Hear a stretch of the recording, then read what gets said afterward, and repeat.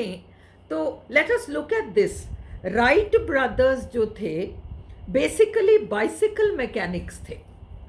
उन्होंने पहली बार जब प्लेन उड़ाने की बात की कल्पना की तो उनके फादर ने उनको कहा कि अगर भगवान चाहता ना कि मनुष्य उड़े तो भगवान मनुष्य को पंख देकर भेजता।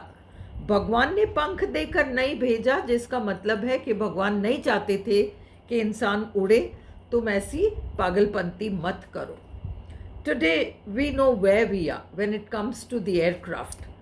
अगर कुछ लोग कुछ अलग हटकर नहीं सोचते, जब तक हम पार्ट को होल समझकर बैठ जाते हैं, अन्य पॉसिबिलिटीज भी हैं।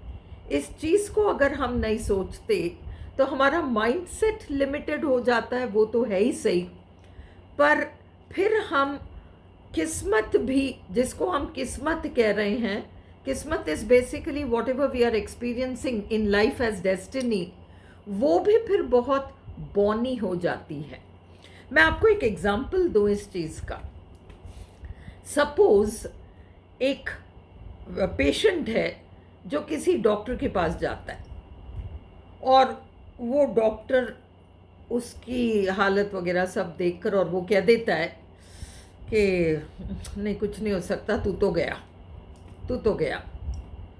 और उस समय वह पेशेंट डॉक्टर के उस स्टेटमेंट को एज इट इज ले लेता है, तथास्तु। उसने मुंह से तथास्तु नहीं किया बट इंटरनली उसको एक्सेप्ट कर लिया। तो अब क्या होगा? वही होगा कि उसका इलाज नहीं होगा और वो उसका एंड हो जाएगा।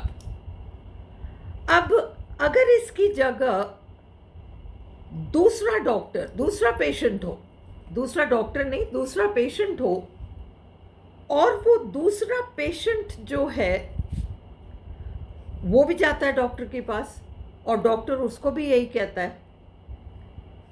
You can imagine other doctors, you can imagine other patients, but कुल मिला के ये है, डॉक्टर का रिपोर्ट है कि तू ठीक नहीं होने वाला, this can not be cured. But अब ये पेशेंट अलग टाइप का है। पेशेंट किस टाइप का है? पेशेंट उस समय डॉक्टर के वर्डिक्ट को सुनकर तथास्तु नहीं कहता, वो मन में ये सोच लेता है कि नहीं, मैं 100% ठीक होऊंगा। डॉक्टर कह रहा है कि मैं ठीक नहीं हो सकता, इसका इलाज नहीं है, पर ये डॉक्टर के ज्ञान की सीमा है। ये आज की तारीख में डॉक्टर्स को मेडिकल साइंस के बारे में जो भी इनकी नॉलेज है उसकी लिमिट है, पर ये मेडिकल साइंस की सीमा नहीं है। मेडिकल साइंस में तो बहुत कुछ है। हाँ, डॉक्टर्स, आज के ज़माने के सारे डॉक्टर्स या जिस भी डॉक्टर के पास मैं आया हूँ, उनकी नॉलेज की ये लिमिट है। उनको नहीं लग रहा कि इसके आगे किसी तरह की कुछ संभावना है।